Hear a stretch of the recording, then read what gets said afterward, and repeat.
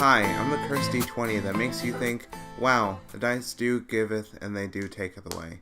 Kaleb Wade, and welcome to Creme Demented, where we talk about literally whatever we want, and I don't think you can stop us since we're recording this. I am joined by the wonderful Rob Young. Hello. And we did have a third person, but they sort of had to back out due to family reasons. So we are literally just here talking about, what, Dungeons and Dragons? Yeah, I think that's what we agreed upon. Yeah, it's like, yes, that's what you're paying me for. You're not getting paid? Shit. Alright, so, I guess we can start. What made you, because you are a DM for one of the sessions I'm part of, and what made you want to play Dungeons and Dragons, at least 5th edition? I first got into it because a few buddies of mine in college were really big nerds, and they were looking for a either fourth or fifth person for their campaign, and they were like, "Yeah, you should totally join us. It's right up your alley." So I was like, "Oh, all right, it sounds like fun." I wound up going for probably the most bland and boring character ever for my first playthrough because I wanted to get used to it or whatever. I went with a human fighter with the soldier background, basically ex-military, that kind of thing. It was probably the most vanilla thing you could ever make in D&D. The most vanilla thing you can vanilla. Yeah.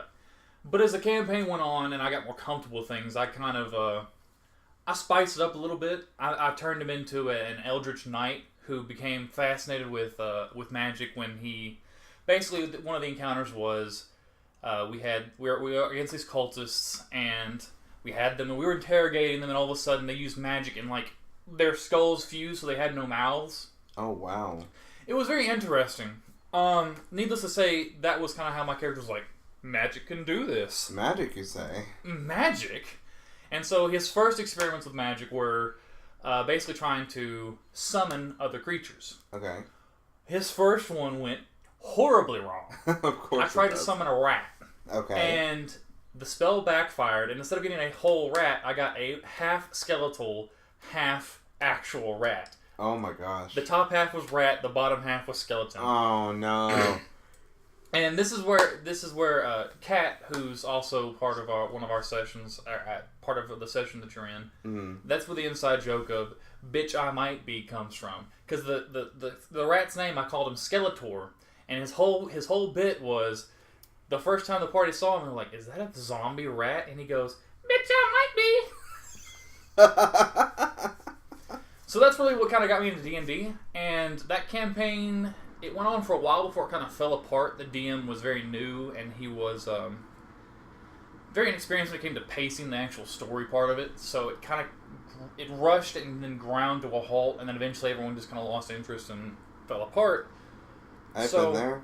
Yeah. So when after that happened, they were like, "Well, does anyone else want to be a DM?" And I was like, "Well, I've never done this before, but I'll take a crack at it." And that's what got me into D&D hardcore, is because once I became the DM, I realized that I actually kind of preferred that over being an actual player. There's a lot more agency, a lot more storytelling aspects as far as being a DM goes. And as a player, you don't have a whole lot of that freedom. If you've got a bad DM, or you've got an inexperienced DM, or you've got a DM who's doing things that you're not particularly into, it can be very difficult to sort of adjust to it. I typically can adjust to most DMs. The only problem I have is when we have inter-party conflicts, especially with other players butting heads with the DM. I'm not great with mediating conflict. So that's kind of where I like to be in the DM, is that as the DM, I have a lot more agency to try and balance things out to keep the party running smoothly. Whereas as a character, I've only got so much that I can do. But that's how I got into D&D, and actually that campaign that I started in college was kind of the prototype for the campaign that you're going through now. Really? Yeah.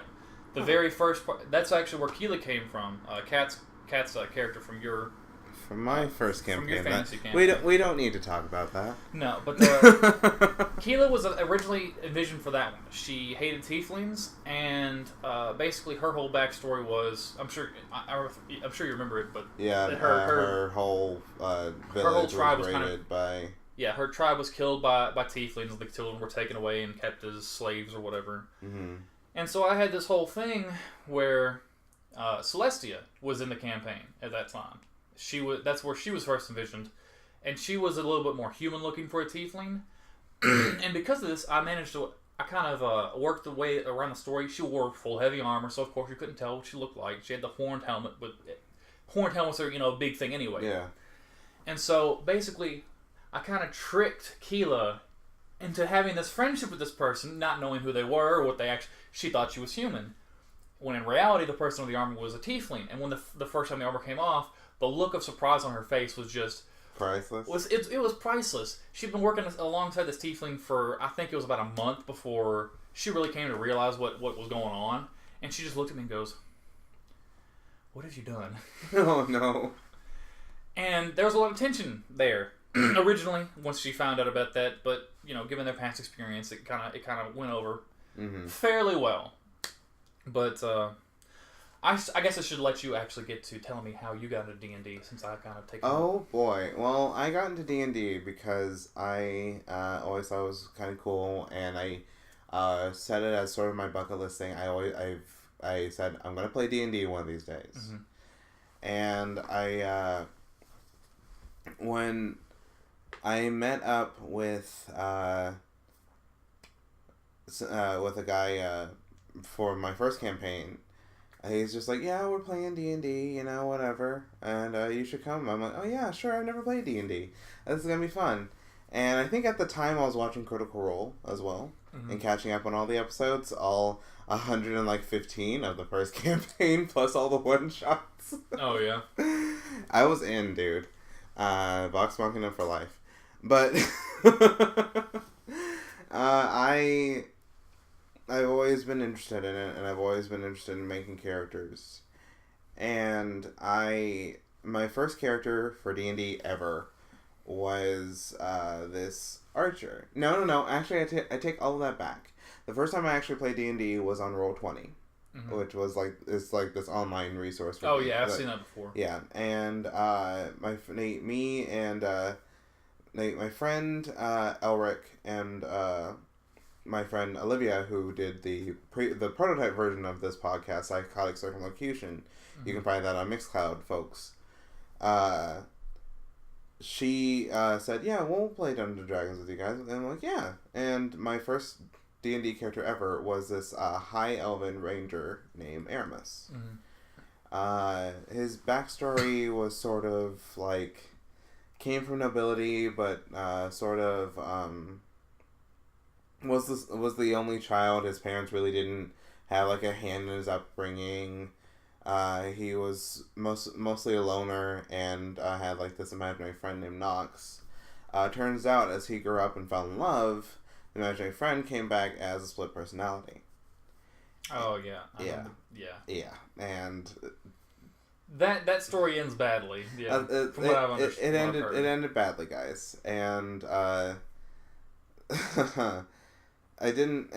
we didn't really get to sort of play D&D on Roll20 because we were all busy, and I was trying to do this podcast, and everything was sort of terrible. And then I got to play Aramis in person with pen and paper D&D, but that session was actually kind of terrible because it was like really ridiculous.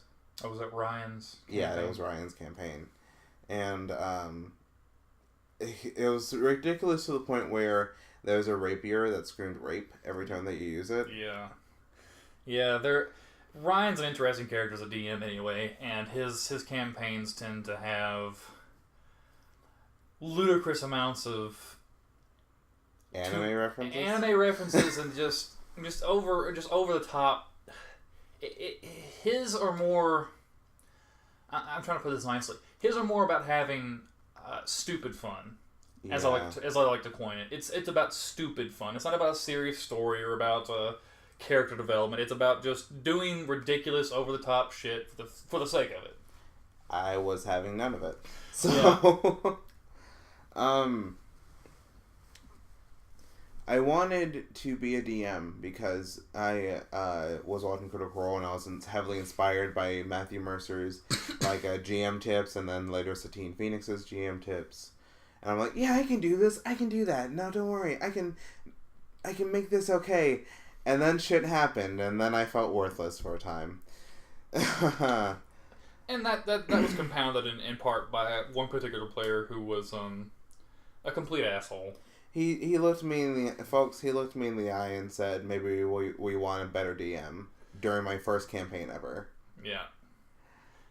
And yeah, we still deal with him. Yeah. He plays a holy barbarian because I can't honestly call him a paladin. We can't. Just because of his, and a lot of that is down to his. Also, if you're listening to this podcast, you know who you are, and shape up, bucko.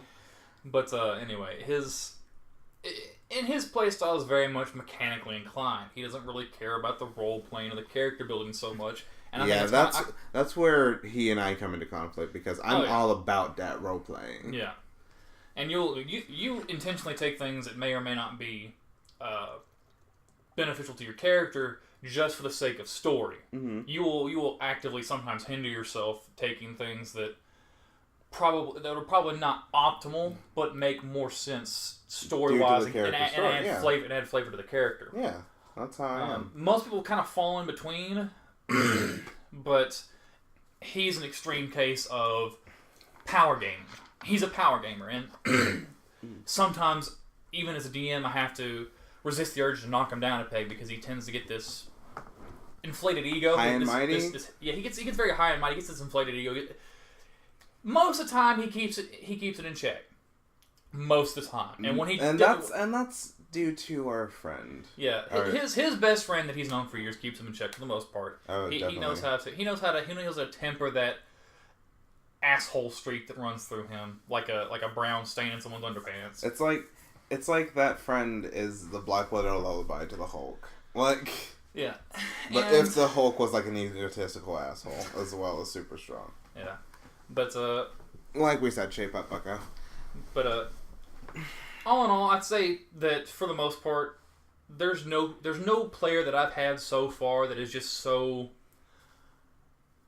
against what I do or so difficult to kind of deal with that I've had to say you're out of the session.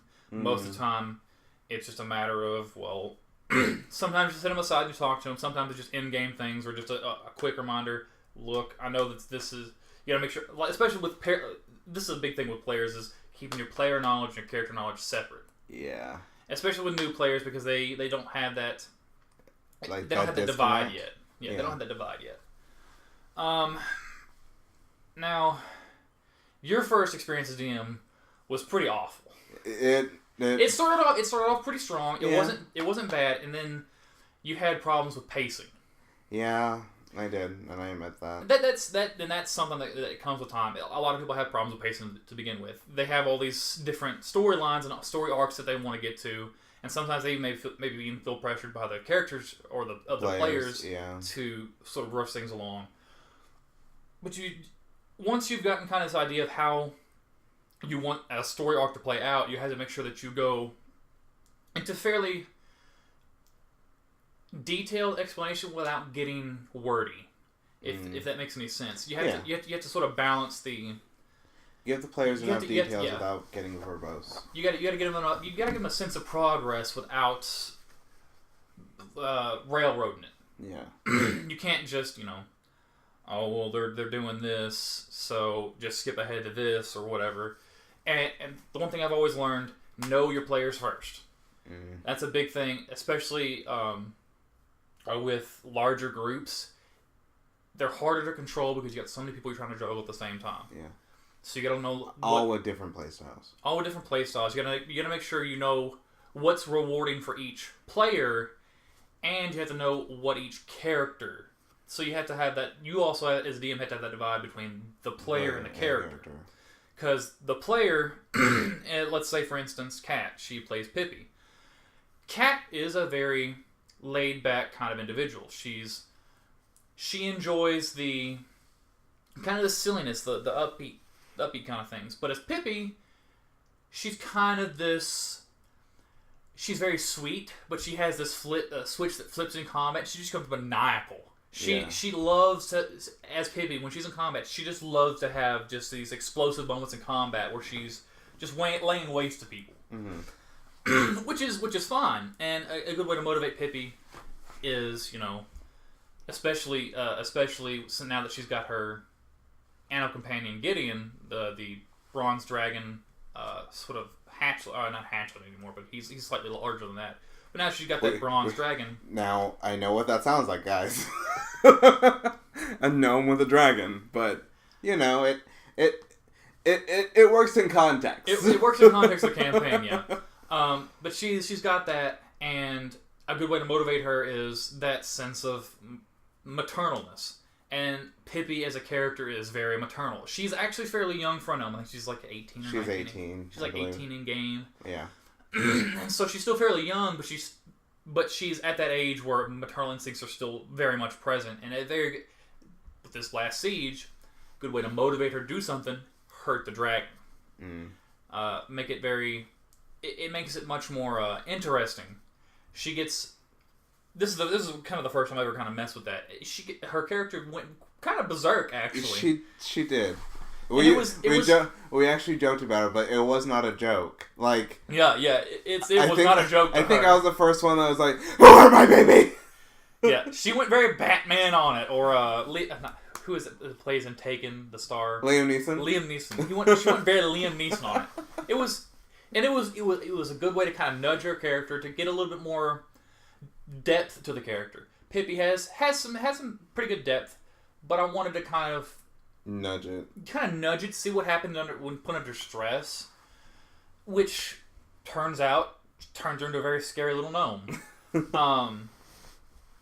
But what was I going with this? Basically, it's just a matter of, especially when you're DM and you have a lot of things to juggle and balance all at once, and for me especially, it's exhausting. One session takes it out of you. Yeah, especially with 5 people. Especially with 5 people, and especially when you're constantly trying to rein in people's ADHD and their sidetracking and all that kind of stuff. And when you have one quiet player. Yeah. Among all these strong personalities. Yeah. Hi. And you're not necessarily a quiet person in the sense that you don't talk. You're quiet in the sense that I can never hear you. Yeah. I have very bad hearing anyway. Years of listening to loud music way too much and all that other stuff. But throw into the fact that Kat is very loud as a person, and Eric's very loud. Eric is very loud. Jay he can be quite loud, and when Jay starts talking, he often gets onto what I like to call his get into his rut. He starts talking about something, and he keeps going down that line of thought until it ends. So even when I'm sitting there having a conversation with someone else, he'll be sitting there talking or looking through stuff, and I have to sort of keep one ear on him and one ear on someone else, and it's. But you've seen how I get after sessions. I tend to drop. Like you are. I'll be sweating after some sessions. And you also do a lot of standing. I do a lot of standing because I can't sit down and DM. I have to pace back and forth. You have to pace. You have to be a bit grandiose. Like yeah. I try to, especially when I'm playing characters. A good way, if you don't voice act, and this is a little tip for me. If you don't voice act very well, the best way to portray a character is through body language and word choice. Oh, definitely. Body language is important, especially if you're portraying someone like a king. You have a very royal posture, or if you're playing someone very old and frail, you can sort of hunch over and that kind of thing. But me, I don't have a very good vocal range, and so a lot of times I don't know, you playing Vermia has surprised me. Vermia is rough on me. But she's fun to play, but she's rough on my voice. Her and Fang are rough. Okay. But because I don't have the vocal range of most people, a lot of the best ways to do it is to just word choice, vocabulary, and body language, and a lot of that, especially if you're doing body language, requires you to be standing and moving a lot. It's a lot like acting. Speaking of, I'll go on that voice acting tangent for a second, and I think that's why a session 0 is the most important thing if you're DMing for the first time or if Yes. you're doing anything. And I never really had that session 0. No. It's just like, hey, how's it going? Here's your characters. Yeah. But now I do understand, like, look, okay, this is my kind of DM style. Like, I'm more roleplay, skill checks, story. Not Think not around much, a situation, don't think go around, through it. Yeah.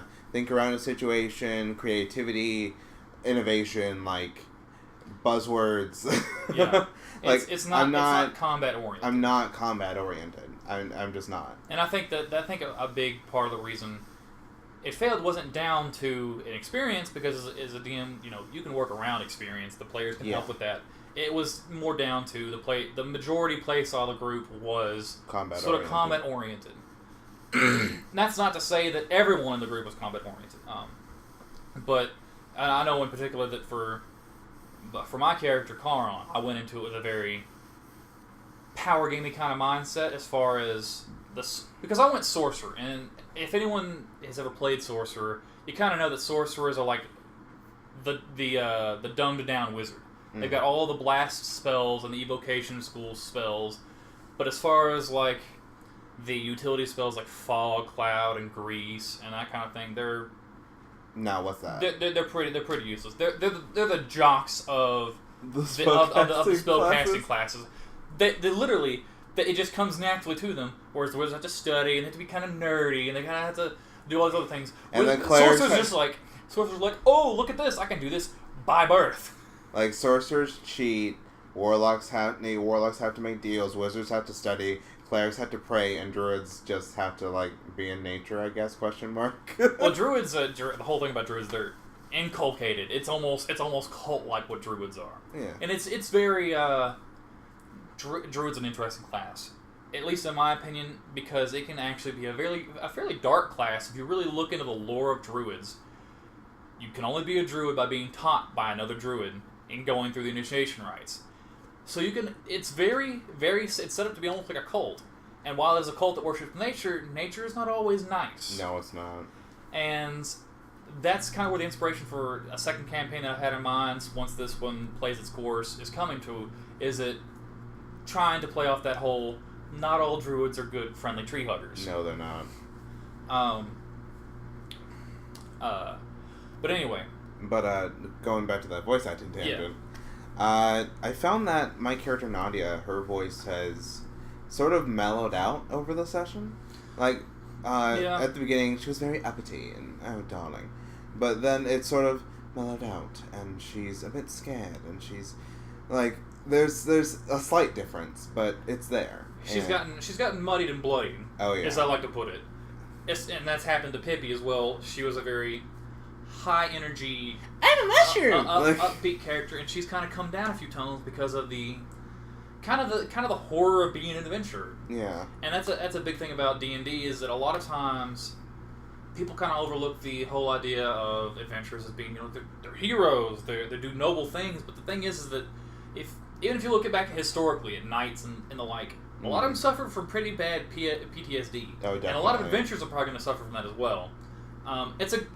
It's not something you have to bring across in D&D. I'm not saying you have to bring that across in D&D, but it's a good sort of flavor, at least as far as I'm concerned. It's an interesting thing to kind of toy around with, is this whole mortality thing, especially with several of the characters now having had near-death experiences. Oh, yeah. I think the only person who hasn't had a near-death experience is Pippi, and she went through the Trial of Blades, which is kind of a summarized version for the listeners is, there was a cult of drow trying to summon a void god, and part of their ritual was they were trying to corrupt a dragon into a shadow dragon, which, if you look in the Dungeon Master Guide, is basically a dragon that's been corrupted by Shadowfell energy.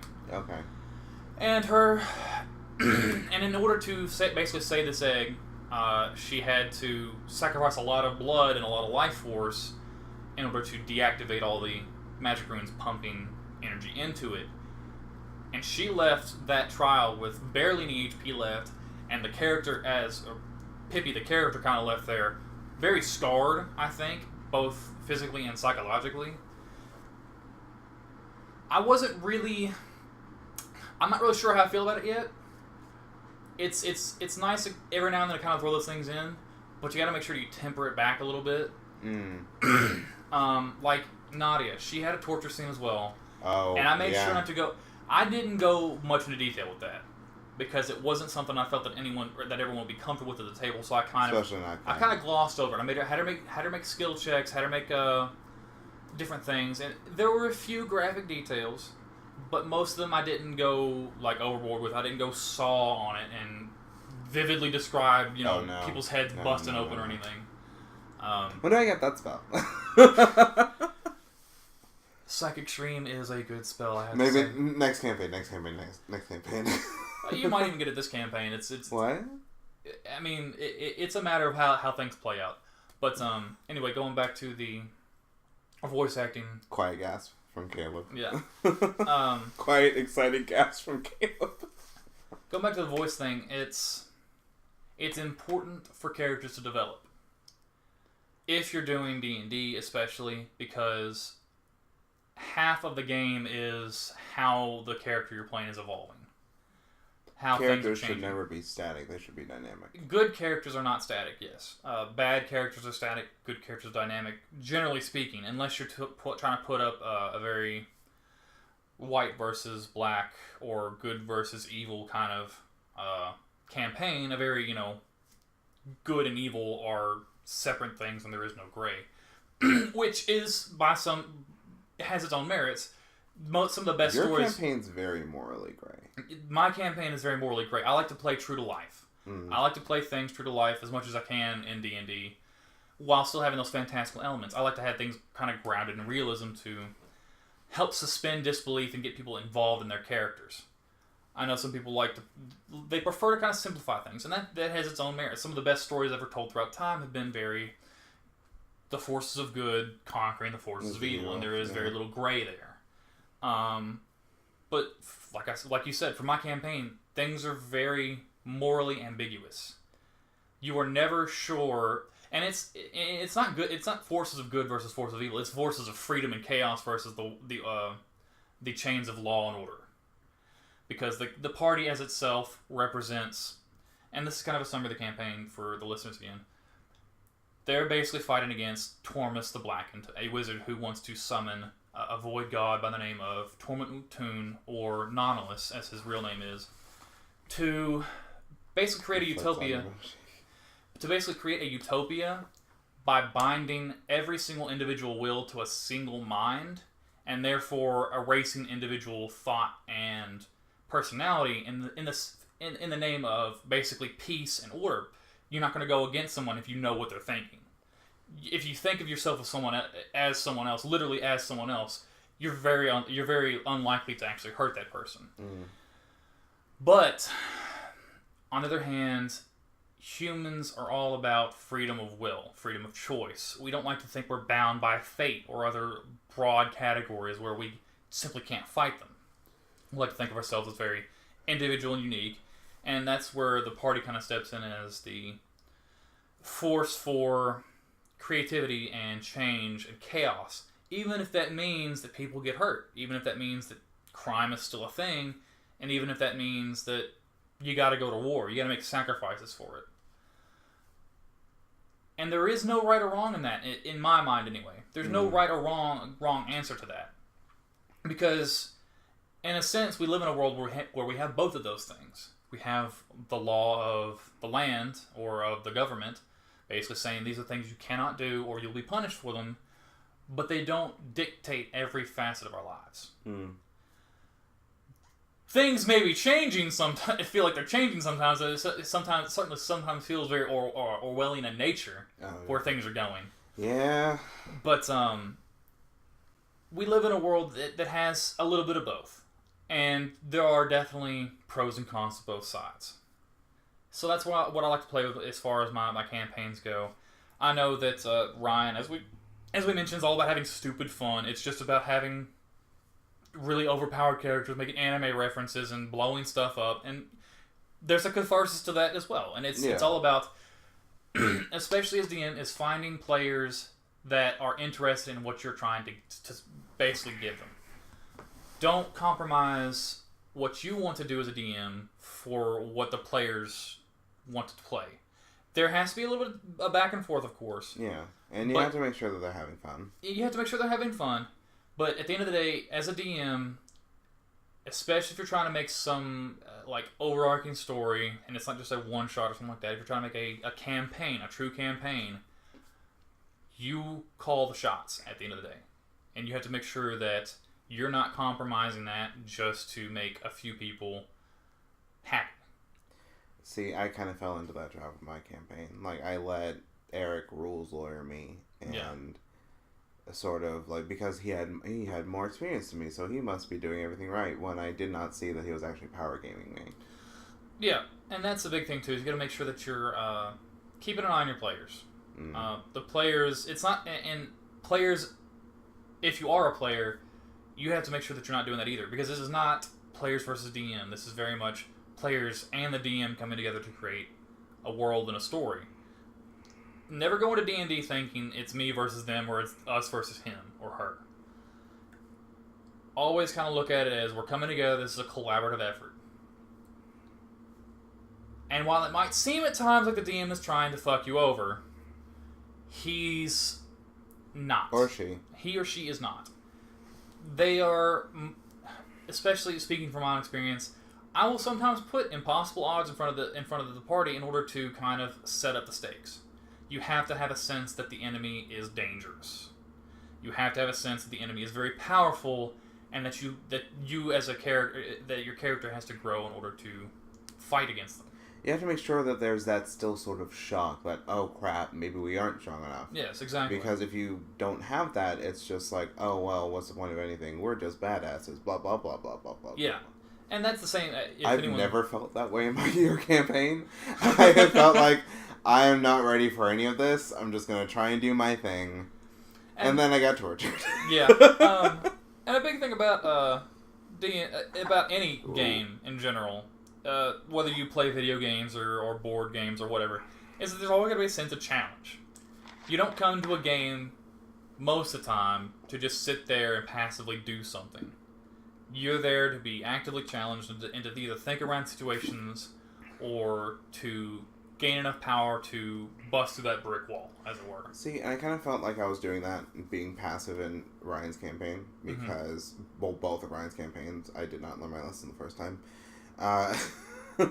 Because I was not only the only party member with some sense, and a sense of character and a sense of, okay, maybe we need to do this instead of running around and killing things and throwing people into doors to hit on ladies. And, because I couldn't, because I don't think I could ever be the kind of player that is just let's just be murder hobos and loot things. Yeah. Because you need a sense of context. Yeah, and I honestly don't think that I could sort of sort of have that divide and be like, oh yeah, let's kill things. Yeah. I mean, I may have a character that's just like, I don't care about any of you. I want to kill things. I want to do this. But that's still a character. Yeah. And, they have their reasons. Yeah. I can't just say, oh, well, this is Billy Bob Thornton. He is a dwarven fighter, and he's gonna mess stuff up because he wants to. I'm like, okay, well, what's his backstory? He's a dwarven fighter. I know. Or even worse, when they go to the back of the book or go into the player's handbook and be like, the soldier background, that's his background. And it's like, that's not a background, my friend. That is an archetypal background. You gotta get fleshed out a little bit. You gotta flesh that out a little bit. You gotta... Yeah. And a good point you bring up is you have to have some motivation. Regardless of what you're doing, there has to be a motive. Most characters... most people in general have motives for doing what they do. Exactly. Another character from my campaign, played by Chris, is Leif Erikson, basically a treant. He's not much of a treant. He's not much of a treant anymore. He's absorbed. He's a little bit. He's been in the void a little too long. He's kind of come back a little bit voidy. Do you want to explain the importance of I would say being able to improv and sort of go along with the player's choices? Oh yeah, because Chris is a huge factor in that for your campaign. I think that the general consensus is these are called mad scientists, and these are people always trying to break your game in some facet. And Chris is this for me. Chris has been this way since the day I met him. He's always about breaking the game. And not necessarily in a good way. Sometimes it's in a very bad way. But the very first time this happened, this is, again, my first real-time DMing. Okay. And we'd gotten through most of the campaign so far without a problem, no real hitches. And then I was trying to set up this kind of impasse where the enemy had taken your character, Nadia. Yep. And they had tortured her. And they had handed her off to a woman named Valeria. And she was a bard. And the whole thing was that she was going to take Valeria's going to take Nadia. She was going to have her on stage during a performance in front of all these people so that when she finally, reunited Nadia with the rest of the party, she would have a bunch of witnesses and a bunch of people around so that the party wouldn't, go kill crazy and try to hurt her and, in the hopes that, with all these civilians, they wouldn't want to take casualties. Well, of course, Leaf. No. He decided, no, fuck that. We're going to go in guns blazing, as it were, and dropped into the center of the arena where they had set up a stage for a performance. A stage, and she was performing. And she was actually performing. She was actually doing a whole song. I had picked the music out and everything. And they jumped down in their fight. And I was like, oh. Spoiler alert. If Nadia meets her sister again, and if she lands off a certain spell, that song will come back into play. Gotcha. But, so he dropped down in the arena, and he just starts going to town. And oh, no. Yeah, I remember that. That was the first part. I was part. tied to a post, folks. At that point, I was like, well, that's not how I want it to go, but okay. They had decided to do this. And I had set up at some point that they were going to fight Valeria, but there was going to be a lot more build-up to it. But they decided they were going to take it into our own hands. So I was like, all right, this is your choice. This is your agency. You have this. You have the ability to do this.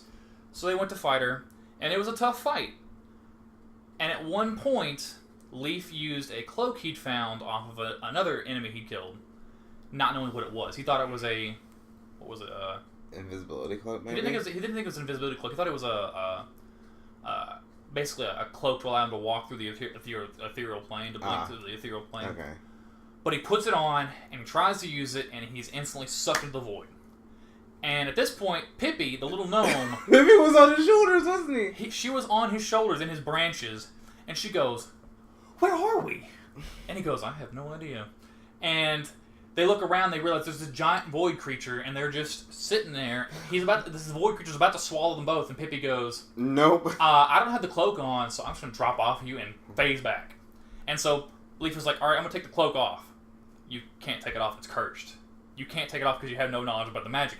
He's like, well, how can I get this thing to go away? And I was like, well, you got to destroy the cloak. You have to tear it up enough that the magic doesn't work. He's like, alright, but before I do that, I want to absorb the void. And at that moment, my jaw kind of went unhinged. I was like, what? Seriously, I looked full on and said, what? I know. And he goes, I want to absorb the void. I was like, roll for it. I think I had to make a wisdom saving throw or something, and he failed it. And I was like, there's something wrong. You're not sure what yet. And this was me buying time. There's something wrong. You're not sure what yet. But you gotta get more pressing matters right now. You got this thing bearing down and trying to eat you. He's like, I told him he changed color a little bit. He looked a little bit more blue and purpley. His leaves have changed colors to like blues and purples to reflect the void essence. He goes, oh, is that it? I was like, it's all you can tell right now. And I was sitting there just desperately trying to buy time. He was like, all right, well, he takes one of his arrows out. It was like a magicite arrow, wasn't it? It wasn't a magicite arrow. It was just a regular arrow. He's just tearing the cloak up, just trying to do enough damage to the cloak that it no longer functioned. He finally did it, and he comes back. The fight progresses. They eventually kill Valeria. And I got the last hit. Nadia got the last hit. I got the last hit technically twice because There was 2 stages of the fight. Yeah.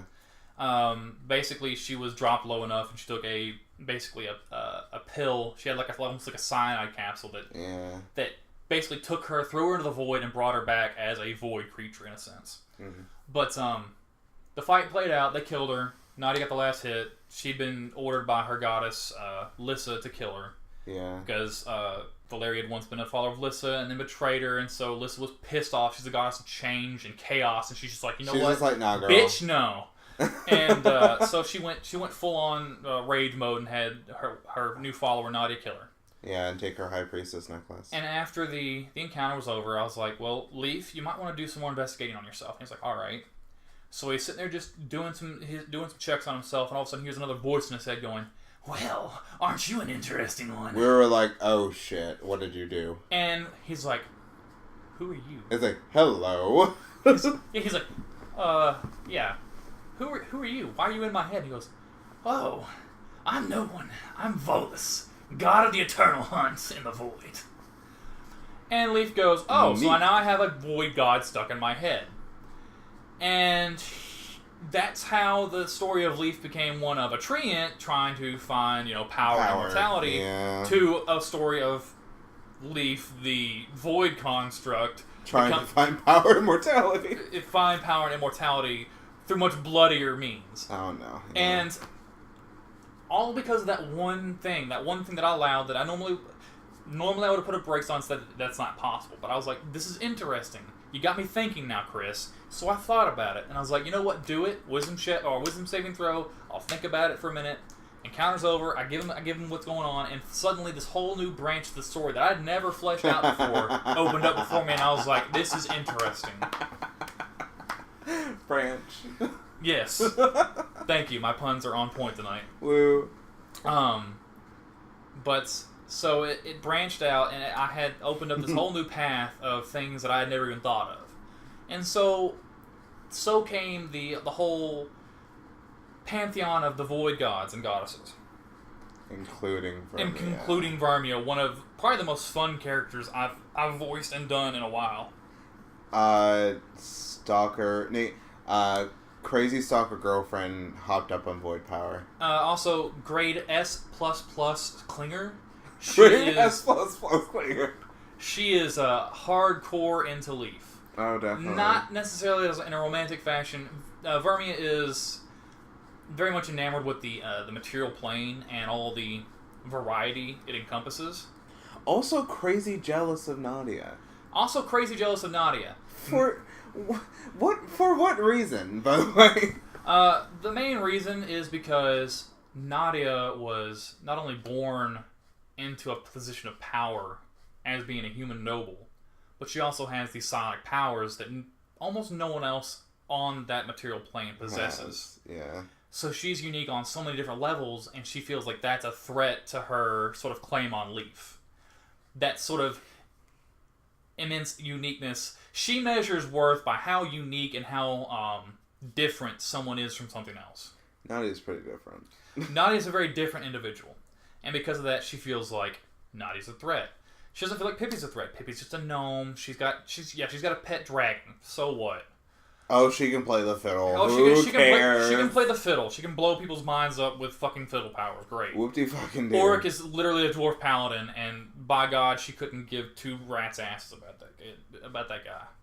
And then we've got Jago. Jago, Tabaxi monk, an interesting S character, but very boring to her. He's a giant kitty cat. He's got and his power is to punch people.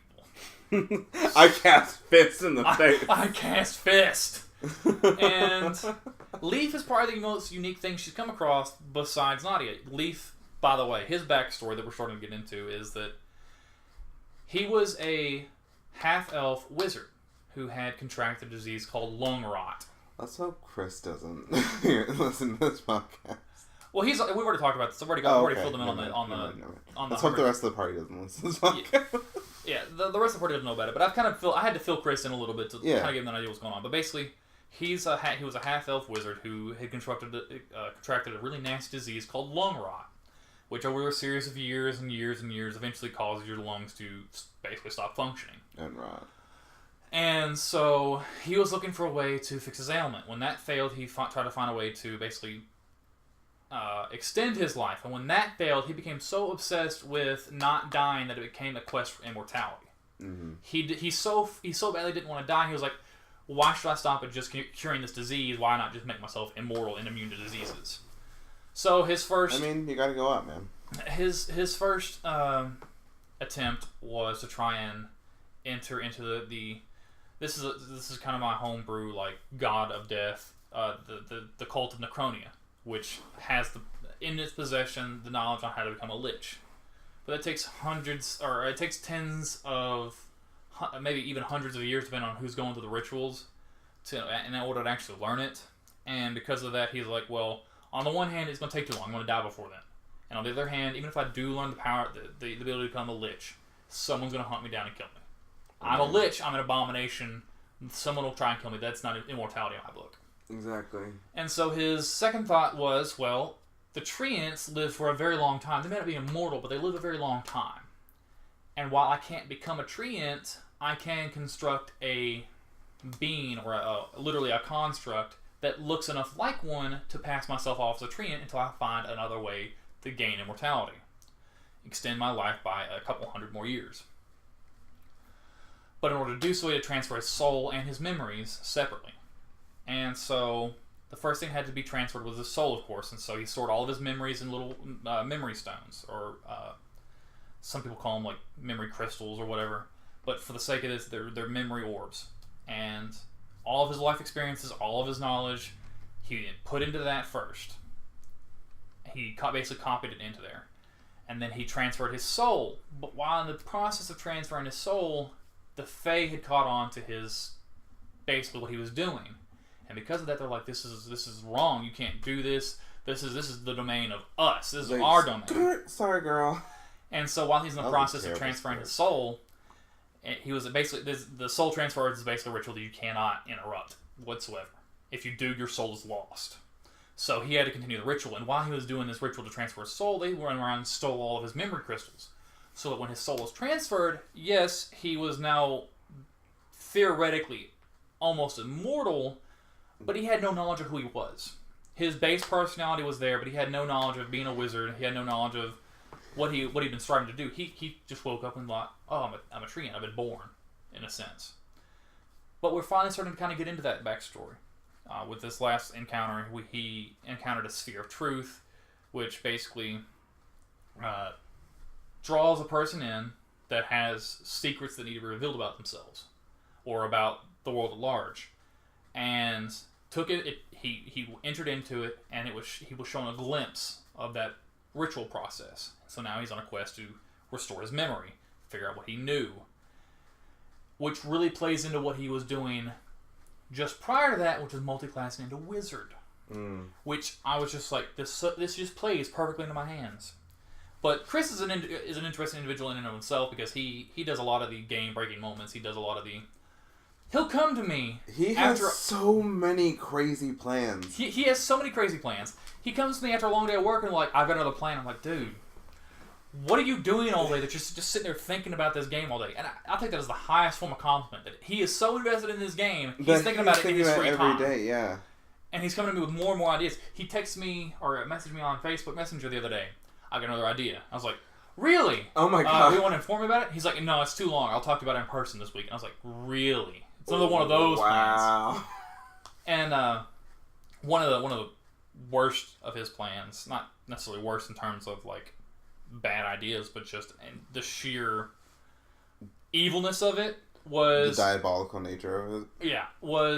There's a character in the game who's a hemomancer. It's one of the big bads. His name is Violus, and his blood is corrupted with a very potent disease called the Hell Fever, which basically, in humans, cause them to go crazy and eventually start summoning demons. That's right. Pippi and I found out about that. Yeah. And then Oric. Well, that's another story. But we'll tell that for a mini-sode someday. Yeah. But, so... he managed to get his hand on a couple of vials of this guy's blood. And he told me one day, what would happen, just theoretically speaking, if I were to take one of those vials of blood and release it to a city? Let's say, Haven, the human capital city. What would happen if I were to just release one of these little vials of his blood into the city and just watch what happens? Like, that would be a very bad idea. Oh my god. I mean, you all kind of saw sort of a small limited version of what happens is that people go crazy. Yeah. The Hive District, people were just killing each other, hand over fist, summoning demons. One of the party members almost got killed by a pit fiend that had been summoned by them. 5 guesses who. Yeah. Lost a leg in that encounter, which is interesting. I love the fact he's lost a leg. I can fuck with him all the time with it now. Yeah. But, it's Eric, guys. It's Eric. But, So he's like, well, what would happen? I was like, well, the end goal of that virus is a lot worse than you might think. It's not just to summon demons, it's to summon the demon, Amon, ruler of hell, and basically usher in an apocalypse. An apocalypse. And it's like, oh, neat. And I was like, neat? Oh no. And he's like, yeah. If I ever need an ace in the hole, I can use this one day. And oh my god, I was just like, all right. I hope that never comes to pass because that would. It's gonna come to pass. I really hope not. The one saving grace is that the enemy knows about virus condition and they could probably combat it to some extent. The problem is that it's such a potent force that even they might not be able to stop it. So I'm just like, I really hope it never comes to that. So I'm just trying my best to try and fight. After we kill the big bad and everything's peaceful, that's the finale. Yeah. That's probably... Oh, God. But, that's what a good player does, though. He kind of pushes in my opinion, that's what a good player does. He pushes the envelope of the campaign and makes the DM think about things. Some DMs may not appreciate that because they have a very set idea of what they want to do, mm-hmm. or they... And the best way to handle that is if you don't like it is just say, that's not really how it works in this world. But never just say, it's because I'm the DM, that's what I say, and that's how it goes. Give them a concrete explanation as to why the idea that they're trying to pitch doesn't work. That's a really nice idea, but we're going to stick with the regular horse for now, so pass. Yeah, but that's another good thing about another good thing to know how to do as a DM is not to say no, it's to explain why it doesn't work. Yeah. Always give your players a reason, a concrete explanation as to why their idea isn't going to work. And there's no shame in, that's a really cool idea. Let me think about it for a little bit, and I'll probably have an answer to you before the next session. To kind of hit on that is talk to your DM outside of sessions. Pitch ideas, then give them some time to think about it. Because if you give them some heads up, they can usually come up with something even better than if you put them on the spot. Yeah, I know. I asked you about Nadia's thing that I'm not going to go into detail because reasons. Like what was it? Like 4 months ago? Yeah, it's been a while, and I've been slowly concocting something absolutely spectacular. And once we get to it, I may actually forego the monster campaign for a little while longer, just so we can get to that point, and we'll leave on that note. Ooh, finale for season 2. Yeah, finale for season 2. Finale for season 1 was Death of Valeria, or the Death of Valeria, and then season 2 started with her funeral. The funeral. Oh god, I remember that funeral. Riley was pissed. Yeah, Riley was her lover. Yeah, by the way. And Nadia broke down. She because there had been no build up to the character. There was no real reason to kind of feel bad about it, so I was like, you know what? We're gonna bring this character across somehow. And so Tormus, the main bad guy, was like, hey, I've got this artifact. Hey gals, you want to come to this funeral so you'll have this staff of magic? This magic staff, this artifact you need to defeat me. I've got it in my possession. And if you'll do me the kind favor of coming to this funeral, because Miss Riley would like to have... No, we didn't even know it was Valeria's funeral. Did you not know it was Valeria's funeral? No, we were like, it's just a funeral. Oh, yeah, that's what it was. You never revealed that it was Valeria's funeral until the day of. Yeah, that's what it was. And then I'm just like, oh, shit. Because I was the guy with the last hit. Yeah, I remember that. Because I decided, it might be best to just keep it a secret. Just keep it on the lowdown for now. So, yeah, whatever. And the very day of the funeral, I was like, all right, so they're going to take you to Valeria's funeral. Everyone was like, what? I'm just like, what? And so, this character that I envisioned, Valeria, she was technically chaotic good. She was a bard that took her a very famous bard, by the way, that had played in several cities and collected money and donations for orphanages and the like. And she was a very kind soul, and she did a lot of charity work and stuff like that. If only we had a webcam so you guys could see my face, because it's the face of shame because I did not know anything. But really, is that my fault or Leaf's? I mean, we can say little column A, little column B. The thing is she was a very good individual.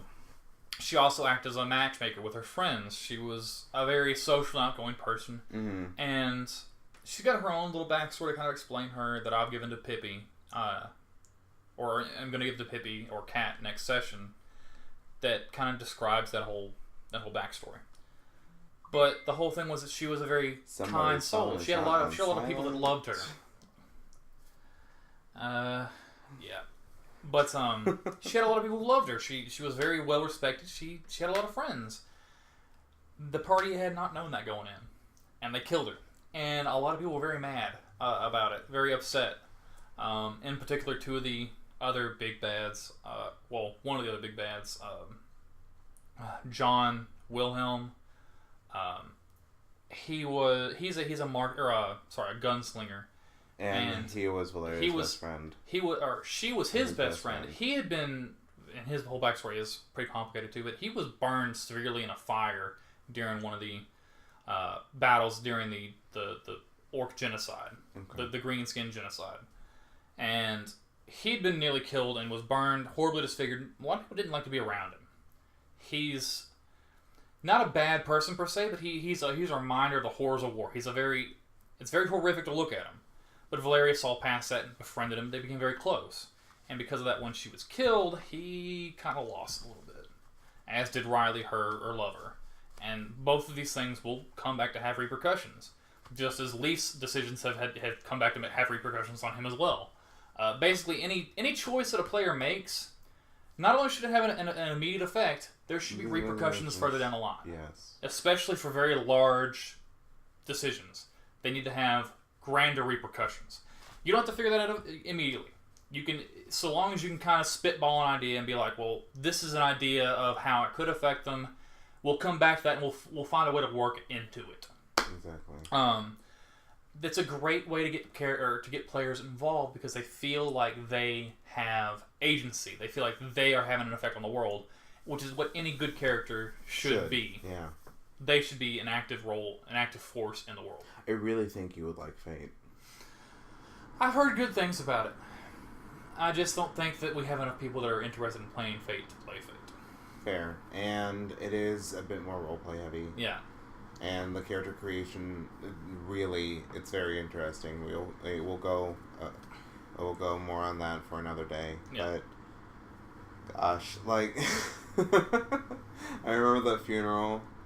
Like, Nadia mouthing, "I'm sorry," because she could not face Riley. Yeah. And I got XP for emotional turmoil, for emotional trauma.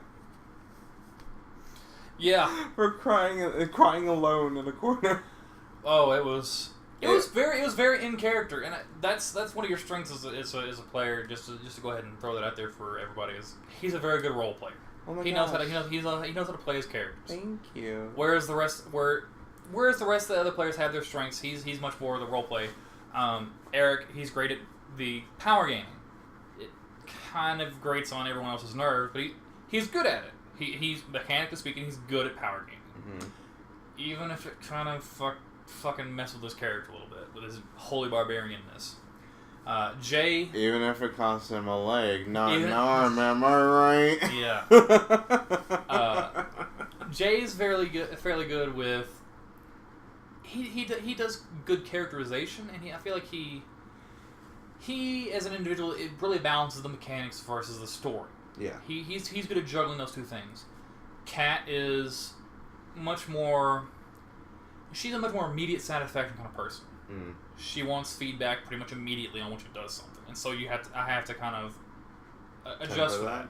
Yeah, I have to temper it and kind of adjust for a little bit. I can't, always say you can't get this until later. I got to give her a little bit of immediate satisfaction here and there, because you don't want to keep people happy without breaking things. And Chris just makes so many crazy plans. I think Chris is really in it to try and see how far he can push my mental capabilities as far as the story goes, to see how much he can influence the actual direction of the story. Yeah. And he's told me this a couple times. He really enjoys the story of the world, and he wants to fuck it up. Oh boy. He wants to leave a permanent mark on my world, which I appreciate. I appreciate everyone that goes to D&D and puts up with some of my shit sometimes. When I cried while talking as Nadia, did you expect that? I did not expect that. I was taken aback by it because I was like, do I need to step back and pull him aside? But then I realized that you were in character. You were very in character with it. And that got me very in character as far as Fang goes, because Fang is... shit. Emotion. Fang's this big, 9-foot-tall, muscle-bound orc who's just... Emotions kind of freak him out a little bit. If it's not rage, lust, or jolliness, he's just a little bit out of his league. And Nadia's like this 5'9" human who's been through some shit. Tiny, frail little thing, and... I wouldn't say frail.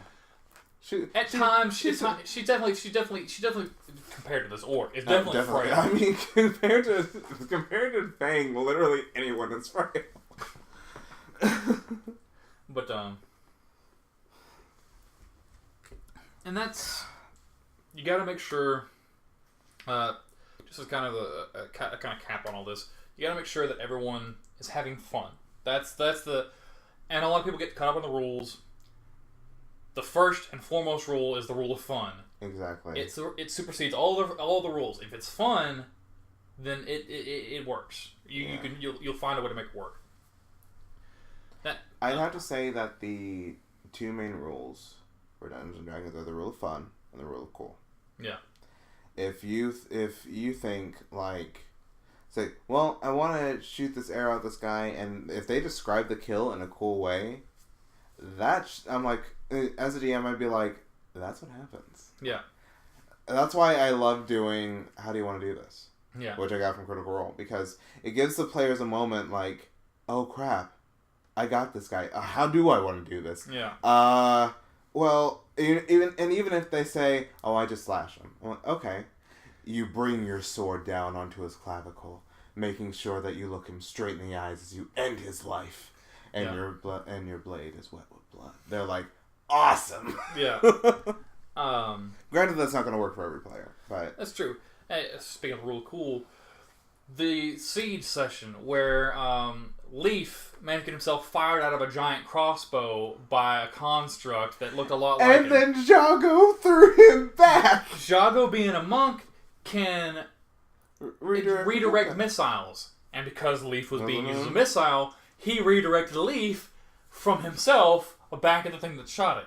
And it was probably, technically by the rules, it probably shouldn't have worked. But because it was such a cool idea and it was such an amazing visual thing to have going on, I was like, it fucking works. It fucking works. I can't, because he was up on a dragon with Pippi the gnome, and they're both up there like trying to stay away from the battle a little bit. Yeah. And all of a sudden, Leaf just comes barreling at them, and he goes, I'm going to redirect the attack. And I was like, fuck yes, you are. Damn right you are. And so I just imagine this giant hulking tree being spun around by his wrist by this tiny little cat on a dragon, just throwing him back. And it was... Oh, gosh. This was like, oh, hello. Ah! Hello, goodbye! Man, that siege was crazy. Yeah. Oh, boy. Well, I thank you, Rob, for joining me for this.